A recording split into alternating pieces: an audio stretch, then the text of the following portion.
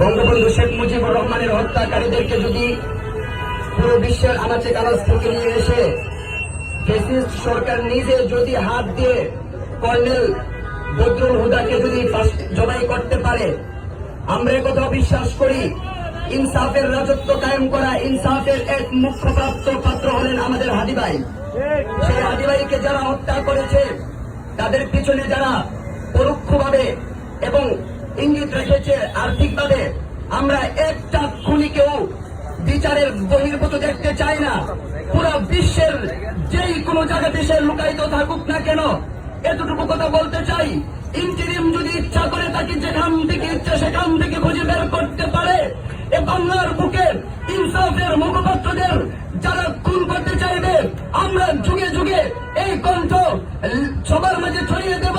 ইনসাফের জন্য যারা রাজনীতি করবে তাদেরকে পৃথিবী থেকে বিদায় তোমরা করে দিতে পারো, কিন্তু তাদের রক্তের উপর ভর করে আমরা কোটি কোটি ইনসাফের তাকবীর দাঁড়িয়ে যাবো। কথা বলেন ঠিক কিনা?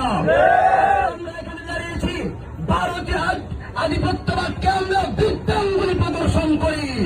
আমরা কোনদিন ভারতীয় আধিপত্যবাদকে মেনে নেইনি, নিব না। হাদি ভাই যেই পথে চলে গেছে সেই পথের জন্য বুককে টান করে দাঁড়াবো। তবু আমরা বাংলার কাউকে ভারতীয় আধিপত্যবাদ মানতে আমরা দেব না। আমাদেরকে তৌফিক দান করুক, হাদি ভাইয়ের হত্যার পরিপূর্ণ বিচার হোক। আল্লাহ তাআলা তৌফিক দান করুক। সকলে বলে আমিন। সম্মানিত